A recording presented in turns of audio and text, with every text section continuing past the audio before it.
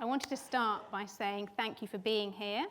Thank you for being here in person, and thank you for colleagues who are joining online. And also to thank you for really giving me your full attention during this lecture. That's something that I learnt from working with my 4-year-old. Praise the behaviour you want to see continued, okay? So I'm also a believer in giving you a bit of the punchline at the beginning, okay? So essentially what I'm going to be talking about tonight is how I see that in order to have impact in the world around us, that we really need to understand better each other, and that actually means understanding ourselves better, and that is what I'm going to be talking about. So, where to begin? Climate change. It's a bit of a difficult topic, actually. Not necessarily the most cheerful thing to talk about. Should we talk about something else? No, okay, I think we're committed, it's in the title of the talk, sustainability. And part of the reason it can be difficult to talk about climate change is really because of us, because the reason climate change is caused by a lot of our social systems, a lot of our political systems, and this is a difficult thing to confront. A lot of our political systems don't seem very well geared up for dealing with the challenge. We seem to be overshooting a lot of the targets that we're setting. Obviously, there's a lot of people working hard at COP at the moment to try to reach agreements, but this seems to be incredibly challenging and not something that we have necessarily succeeded in so far. So this is difficult. But on the other hand, we can also say that climate change has got social solutions. There are many groups working to try to address climate change, working very hard, trying to explore different ways to address climate change and working together. And there's an increasing number of people doing that and really very passionate about this. There may be, I'm sure there are people in the audience who are working in such groups. So this is also inspiring. But there's also a third element, which is that part of the reason we are so motivated to try to address climate change is because of the social impacts that it has in the world, that it is already having, and that we expect it to have in the future. Now, I am not going to be putting up many references during this talk, but I do have one on this slide for a paper called "It's Not Just the Environment, Stupid: Values, Motivations and Routes to Engagement of People Adopting Lower Carbon Lifestyles." And this is a paper that really struck me when I read it because of its message that for those who make big changes in their lives of adopting low carbon lifestyles, often the really motivating factor for them is the social impacts that climate change is causing. And that is what they are trying to avoid and trying to reduce the impact. And this is something that people are highly motivated by. This is a paper that was written by Rachel Howell, a dear friend who sadly passed away quite young last year, but her work lives on here and also in the actions that she took in her life.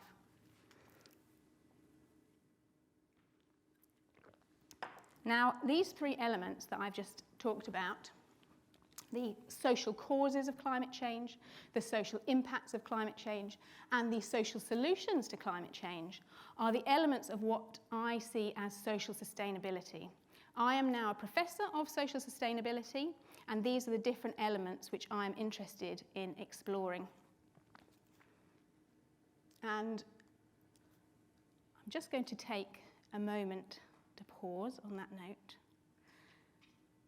And while I pause, Roderick, could I ask you to see if there is a small person underneath your chair? No. Yes.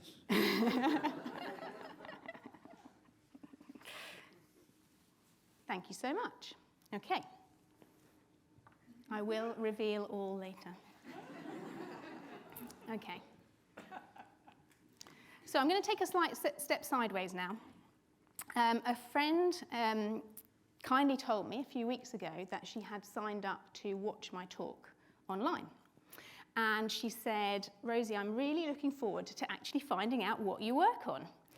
And this gave me slight pause for thought, and I thought, I better put a slide in on that. So Anna, this is for you. I've already explained a bit about what I see social sustainability as being. And Laurie, in his kind introduction, talked about one of the areas that I have, that a lot of my research has been focused on over the past decade, okay? And this is advocating for the role of social sciences and humanities in designing sustainability policy. This has been our 4 major projects with Chris, Shape Energy, Energy Shifts, Shared Green Deal and SSH Centre. And one could think about this as being around designing policy as if people mattered, trying to embed ideas of society into policy design. And you might be surprised to learn that when it comes to research funding, over 90% of funding, certainly at the EU level, goes to technological-led projects, not socially-led projects. So the questions of how societies deal with these challenges does deserve bringing up, and that is exactly what our projects have been aimed at doing. However, there's another strand, important strand to my work, which is around exploring the role of emotions in our response to climate change. And this is actually the area which I'm going to be focusing on in the talk tonight. And I see this as absolutely integral to making progress on sustainability action, and also quite a neglected area when it comes to designing initiatives. And I will talk more about why I think it's so important. However, I do have a bit of a confession to make when it comes to this area of exploring the role of emotions. And that is that when I was reflecting on what I wanted to talk about tonight, what have I learnt about the role of emotions in response to climate change, I realised that a large amount of what I have learnt stems from lots of different areas of my life, not necessarily just my research. And so what I'm going to be doing in this lecture is walking you through, inspired by watching game shows with my son. I've got some mystery pictures here, and I'm going to be walking you through 4 different areas of my life which have informed my understanding about how to achieve sustainability change. Okay. So we're going to start at the top left, I think. And we have this picture revealed. I don't know if anybody would like to, I mean, I know some in the audience will know. Anybody who doesn't know would like to tell me what they think this picture represents to them. Would anybody like to? Oh, yeah, to.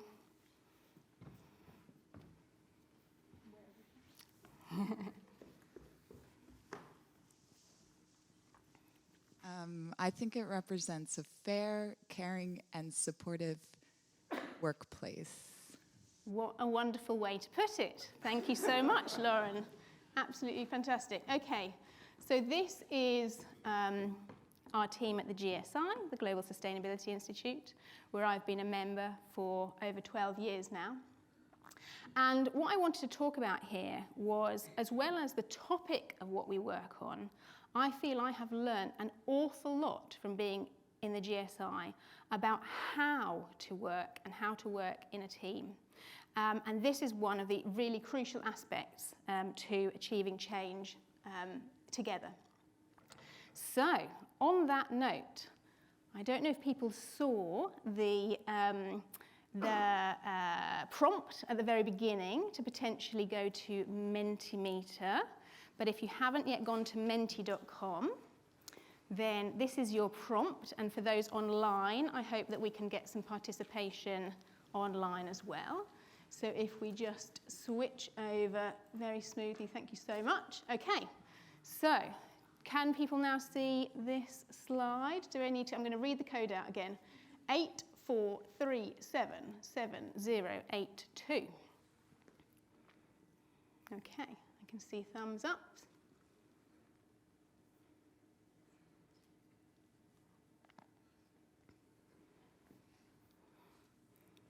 Don't worry if you either don't have a device to do it on or can't get reception in here. That's fine. Okay, I'll give people just 10 more seconds.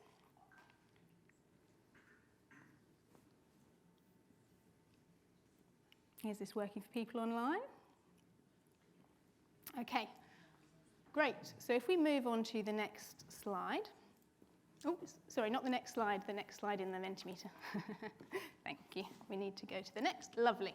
So please could you think about a time that you were part of a great team? Okay. And what enabled that? Short answers, word or two. You can think yourself if you don't have a phone to put it into or whatever. Just have a think. What was it that enabled that? Some fantastic answers already. Communication. Common goal is really interesting. License to fail. You can see trust really coming out there as well. And think about what engenders trust. Friendship. Pizza. Excellent. Common expectations. Let's see if this works. What happens if I... Okay, I think we can pause it now to have a look at some of these. Shared vision came up a lot, shared principles, agreed goals, planning, understanding, clear messages, empathy. Okay, thank you so much for sharing these. Now we are going to go back to the slides.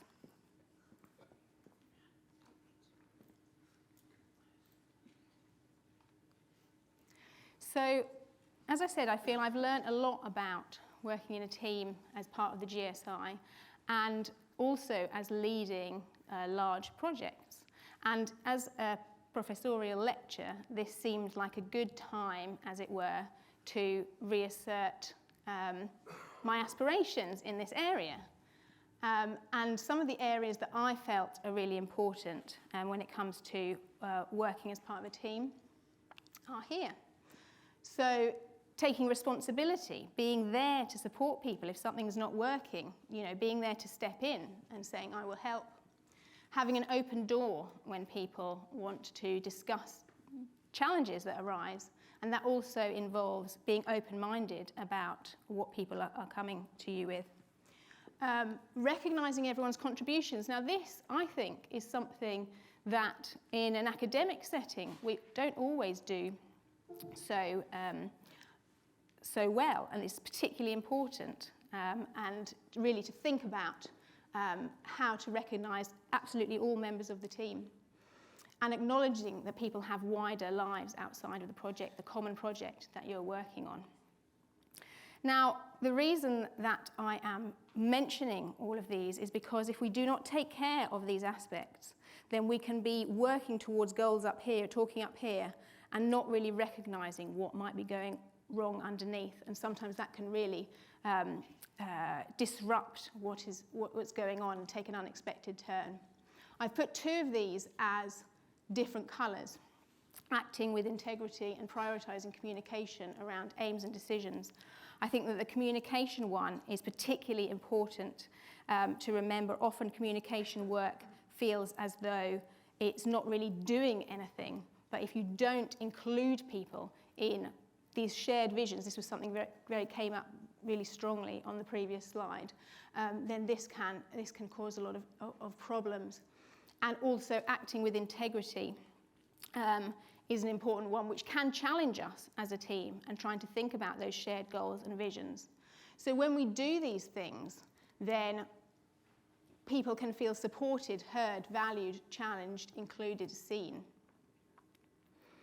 Now, these things might feel like, well, yes, this is all very nice and all well and good, and yes, we should do all of these things, working together, of course we should, but it's not always as simple as that. And this is where it's particularly important to think about the situations when it is not easy to do these, the situations when it is really challenging. And I wrote about this in a piece called Emotional Work as a Necessity, a psychosocial analysis of low-carbon energy collaboration stories, looking at teams working on low-carbon projects and how they navigated some of these challenges.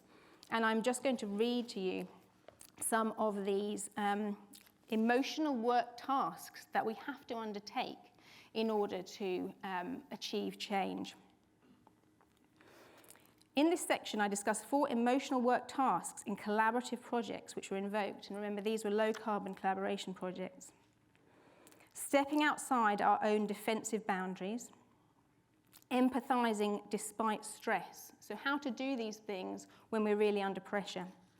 Continuing in the face of a lack of acknowledgement. So how to do these things when others are not necessarily affording these to you. And containing anxieties. And these skills are really crucial, I see, as trying to work together to achieve change.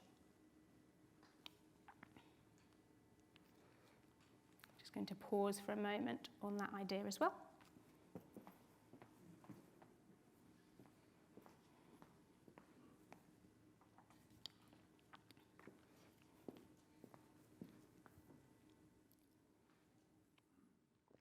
Okay. Let's move on. So we move on to our next picture. Okay. So this is my little girl. And I suppose one of the key things to notice about this picture, apart from her having a good time on the beach, is that we have been making some sandcastles. But we have chosen to make them in a particular way. We have a triangle and a circle, and what you can't see just out of the picture is our very impressive star-shaped moat that we also did. Okay. So this is the point in the lecture where I'm going to tell you a little story. And this is a story about a primary school.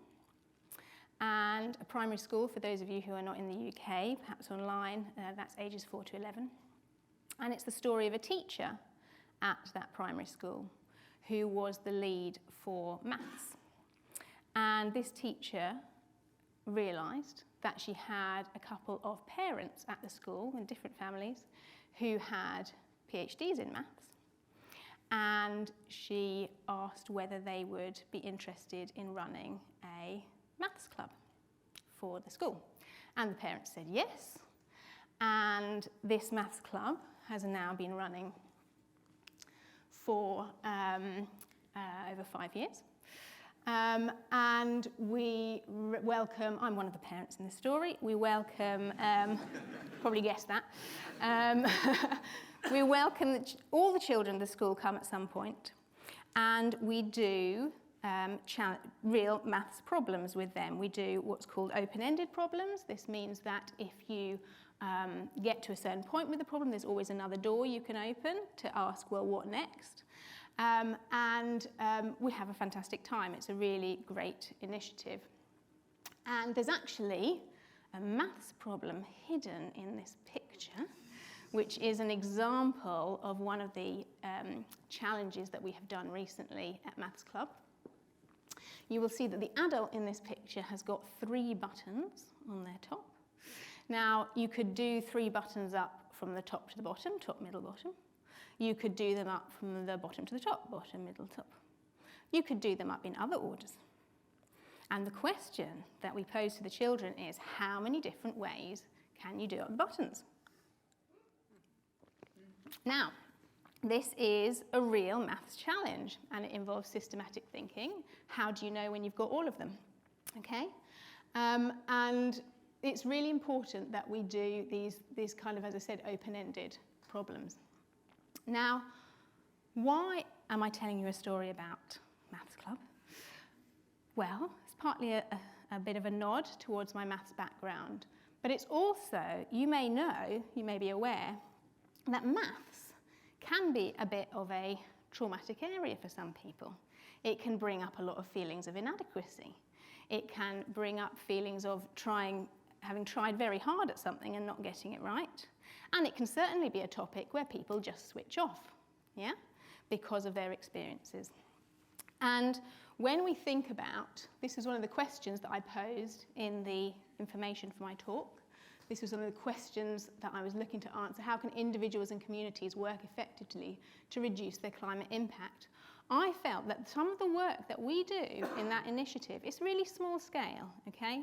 But some of the work we do there is really important, and it has some qualities that I think are very transferable to trying to achieve change in the world. And here were some of the qualities that I feel it has. It is small scale, but it is very meaningful, the action that we're taking.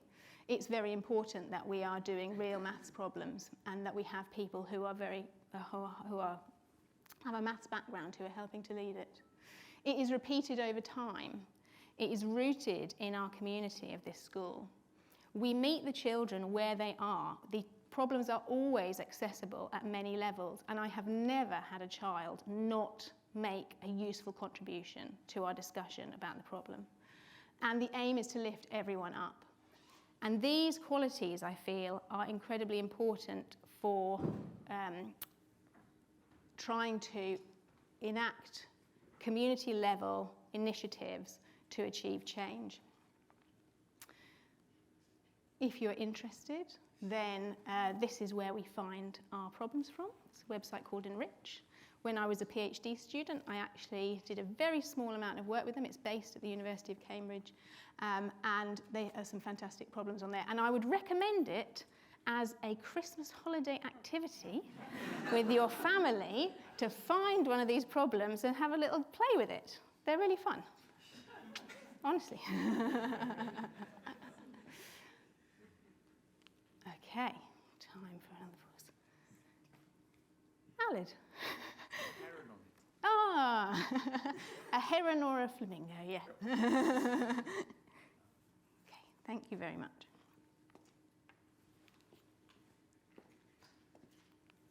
Okay, we're on to our third picture now. I wonder whether anybody can guess what it might be without it being revealed. See some nodding faces. Okay, there we go. So this is myself and my partner Tim, and we are very proudly standing in front of our heat pump, which was installed a bit over 18 months ago, which keeps our house warm. And the next topic that I was going to talk about, the next impactful area of my life, is something which, a course that we did quite some time ago, back in I think about 2009, called Carbon Conversations. And this was quite a pivotal experience for us in, I guess, committing to trying to reduce our own carbon footprint and having some of the tools to do so. Now, Carbon Conversations, we were privileged to have this course, which was actually developed only a few streets away from where we lived in Cambridge, down Mill Road. And Carbon Conversations was a set of 6 sessions that you undertook in a group in a facilitated setting. And you discuss different areas of your life, different areas of your carbon footprint.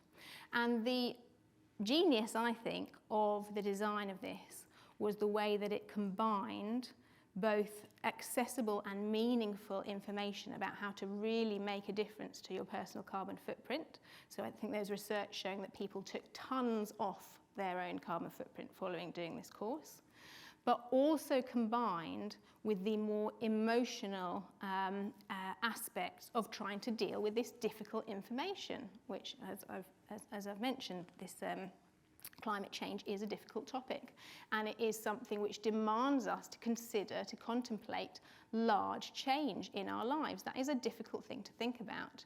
And it was written by Rosemary Randall, a psychotherapist, and Andy Brown, an engineer. And a lot of that psychotherapeutic underpinning I found very meaningful and really insightful, both in terms of cognitively understanding what was going on, but also experiencing it in a group setting and trying to think about how to confront our own challenging feelings about making big change. So I've only really got one conceptual idea that I am presenting in this talk, and it is this one. It's the idea of psychological defenses that we use to protect ourselves from difficult information. And the idea about psychological defenses is we all do this, we all do it all the time, and a lot of the time it's subconscious. We don't even realize that we are doing it. And this is going to relate back to some of those emotional work tasks that I talked about earlier that effective teams use, sometimes also without even realizing it or recognizing it explicitly. So I'm just going to mention 3 psychological defenses that we use. You may be familiar with some of them, or this might be a new idea. So the first one I'm going to talk about is denial or disavowal. This one may be more familiar to you. The idea of climate change denial is kind of quite familiar. But this is the idea that we, when faced with difficult information, we may simply deny that it's reality. And this can be done cognitively. As I said, people are kind of more used to the idea of people arguing against the idea of climate change. But often it's actually done more subconsciously. So it may be that we do accept that climate change is real and is a big problem and is something to be concerned about cognitively, but we don't necessarily act as though it is. And this is a form of denial. Another psychological defense that we might use is the idea of projection. So this is where there are qualities that we are not very comfortable with in ourselves, maybe ashamed of, or maybe think that we shouldn't have them, being told that we shouldn't have those kinds of feelings. And so we project those onto other people, and we may call them out in other people when really they are things that are concerning, that we are feeling concerned about. And then splitting is the idea of really having a very black and white view of, for example, where blame lies, and maybe holding up one group of people as being the problem in a particular situation. We might say, politicians, they're absolutely failing, they can't do anything right, it's just because they are out for themselves, and we kind of put this very black and white spin on it, and we don't recognize the more nuanced human element of the work that politicians, as an example, may be doing, to try to solve issues. So this is just 3 examples. There are many more psychological defenses, but as I said, Carbon Conversations was a real eye-opener for me, which I undertook. It was before I started in the GSI, and I would say it was very influential in me deciding that this was an area that I wanted to work in, because it was so important, and the way that it was presented was so well done. Now, Carbon Conversations has moved on. It was quite some time ago that we took the course, and there is actually some new resources from the same group called Living with the Climate Crisis. I'm less familiar with these materials, but I do know that there is information within their guides, like the facilitator guides. It's all open access, and I would highly recommend the information there, which does also mention some of these psychological elements. One other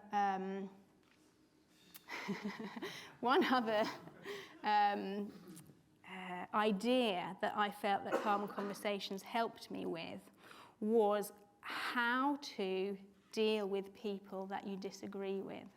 Okay. Now, it wasn't necessarily that in that actual group, you can imagine there's quite a lot of people thinking that climate change is a big deal, but somehow that experience helped me to think about what to do when we're in this situation. We have an idea of what is right, and somebody else is disagreeing with that. Yeah? And often our temptation is to think, if only I had the right messages, if only I could say it in the right way, if only I had the right examples, if only I had those facts that I heard but I can't quite remember now, then I would convince them that I am right and they would see my way of thinking. But part of the problem, of course, is that they are thinking exactly the same thing. Yeah? And you are both just kind of trying to push the other person into complying with your view. And I feel that a more helpful way of thinking about this situation is to move to thinking about needs and thinking about how, when we are putting forward a point of view, we are usually focusing on particular needs of ours.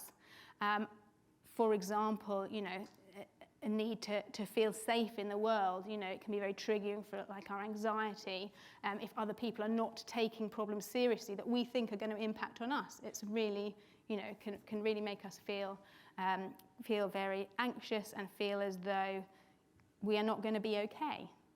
But if we move to thinking about what the needs are that we are expressing and trying to understand the needs of the other person, we can come to more of an empathetic understanding. And it doesn't necessarily mean that we will agree on the solutions immediately, but we can move the conversation forward, and we don't have to convince people in every conversation. We can learn from trying to understand other people's points of view.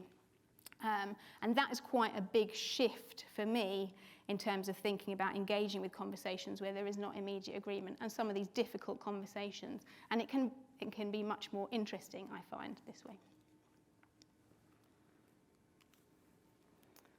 Now I have to remember.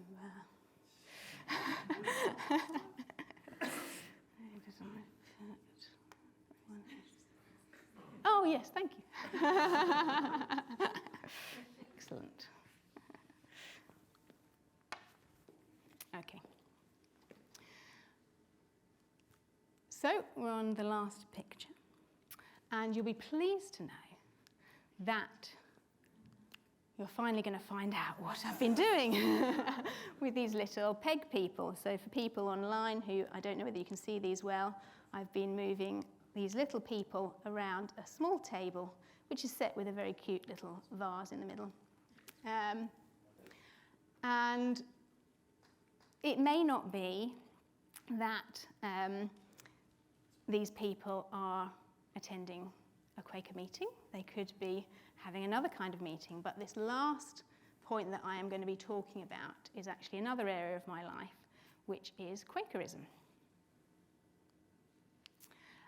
Now, you may or may not know much about Quakers. You may know a lot. You may think that they eat a lot of porridge. You may think that, I don't know, they wear old-fashioned clothes, or that they don't exist anymore. But I was brought up a Quaker. I was brought up in Brighton Quaker meeting, and when I lived in Cambridge, I was part of Hartington Grove meeting, and then now I'm in Falmouth meeting. And there are a few, I can't obviously, this is not a talk about Quakerism, but a couple of things just to convey about Quakers is, for one thing,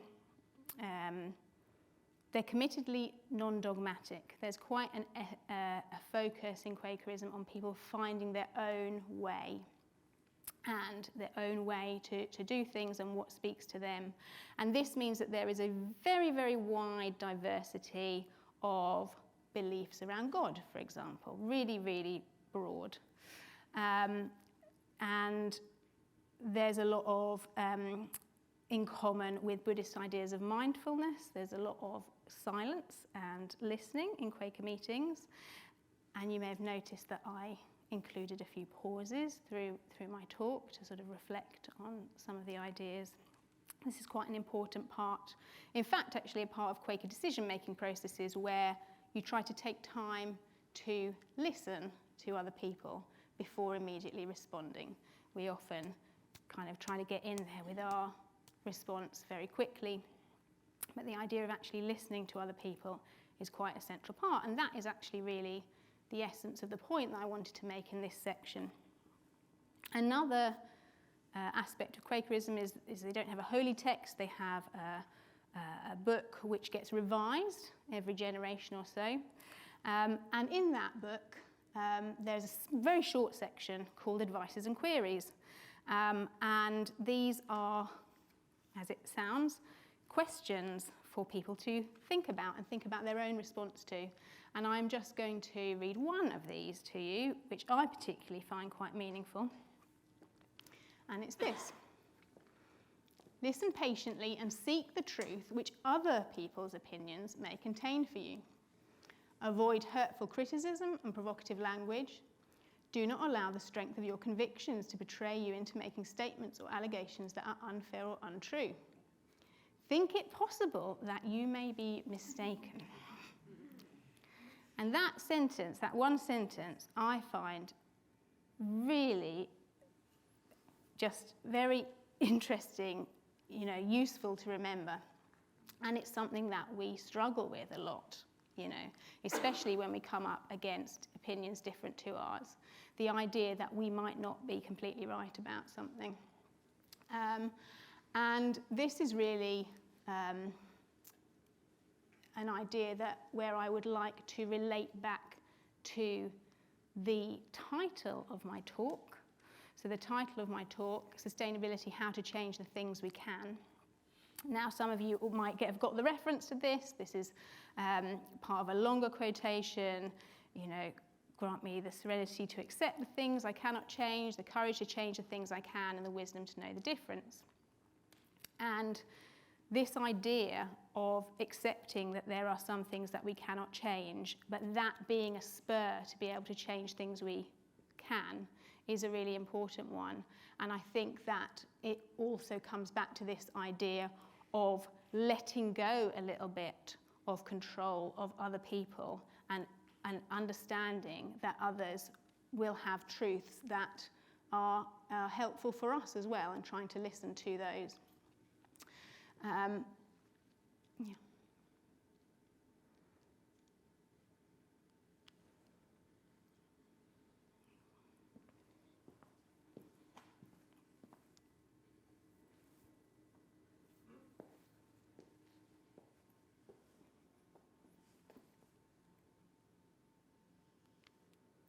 So, where have we got to? I've covered 4 different areas in this talk, and some of the key messages that I have tried to explain are all tied up with this idea of achieving change at a community level, at group level, working in groups. I talked about how when we work in teams, this requires a lot of emotional work that's often unrecognised, and emotional work that's particularly difficult to do when things are hard, when we are facing stresses, when we are not feeling so, as it were, emotionally topped up ourselves. And that this is a really core part of achieving change. I talked about how taking meaningful action, even when it's small scale, if this is repeated over time, it has real impact. I talked about how when we recognise our own defences and can acknowledge these, this can help move us forward into taking really quite large steps towards change. And I talked about how listening can help us identify what it is that we want to change, what our next step is.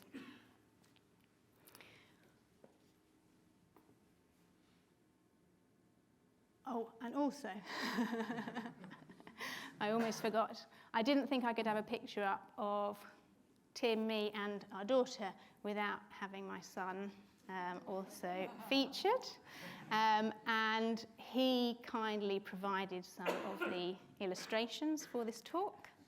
So, yes, thank you very much to Wilfred. I've just got a couple more slides.